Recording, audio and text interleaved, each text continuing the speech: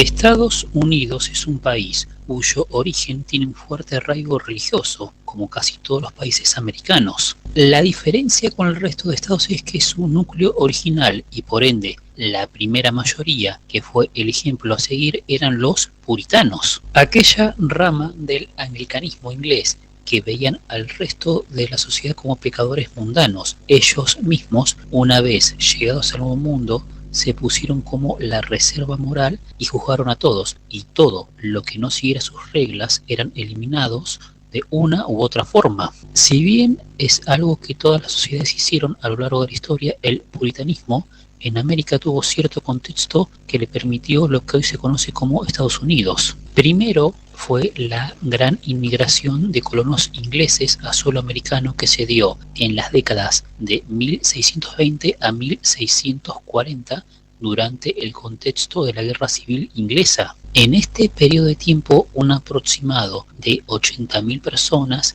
llegaron a las jóvenes colonias americanas, teniendo dos diferencias importantes con sus pares ibéricos. Primero, el número. Si se compara la cantidad de gente, fue el doble en un periodo similar de tiempo. Una segunda diferencia con la inmigración ibérica colonial, la inglesa no estaba desequilibrada en torno a la población masculina, es decir, en el periodo colonial llegaban del reino de Castilla a sus territorios americanos una mujer por cada 5 o 6 hombres, mientras que en el caso inglés era una mujer cada 2 hombres y a veces eran iguales. Hay que tener en cuenta los perfiles de cada migrante. El castellano en su mayoría eran hombres en busca de oportunidades que no estaban satisfechos con su condición social y iban al nuevo continente a ser señores de vasallos. El migrante inglés, en cambio, iba por la presión de ser mal visto por su expresión religiosa y con la expectativa de querer ser dueño de tierras,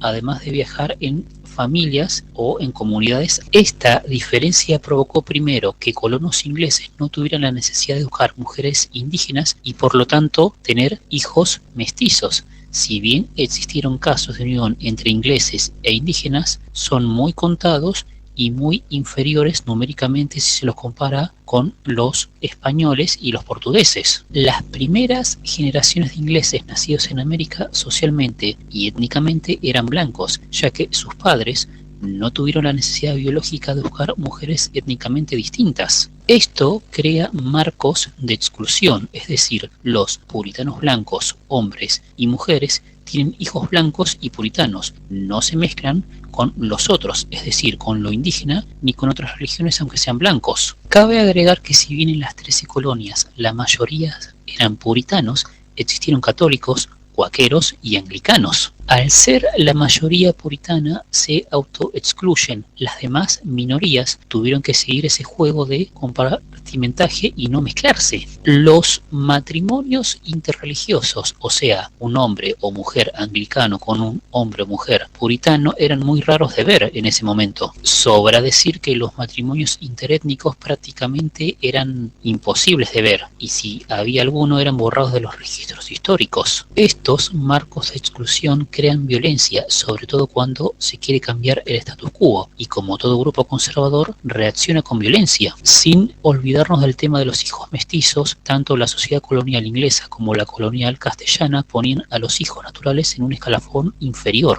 Es por ello que los mestizos en ambas sociedades estuvieron en la parte baja, solo que, como se dijo anteriormente, el número de mestizos en la América española era abrumadoramente mayor que la América inglesa, y es por ende que hubo, si se quiere, más estratificación socioétnica. Volviendo a las 13 colonias, una vez consolidados en el poder que le otorgaba ser mayoría a los puritanos, ante cualquier cambio reaccionaban violentamente, sobre todo los cambios matrimoniales. No se aceptaban los matrimonios fuera de la comunidad, por ello se habla de marcos de exclusión. Pero para que exista ese marco de exclusión se necesitan mujeres, por ende en las migraciones inglesas se movían en comunidades familiares y posteriormente se buscaba una alta tasa de nacimientos. Con el paso del tiempo, obviamente existieron cambios. Toda sociedad, en toda la historia, sufre cambios. Los puritanos, para evitar esos cambios, apelan a la violencia, como ya se dijo. Pero la pregunta que surge es, ¿qué tipo de violencia usaron? Si bien usaron la violencia en casi todas sus formas y colores, apelaron a la violencia simbólica, la institucional, la individual y la comunitaria. La violencia simbólica es aquella que expresa que lo malo es juntarse con el otro, verlo como algo negativo y que el producto de esa unión es algo nefasto. En cuanto a la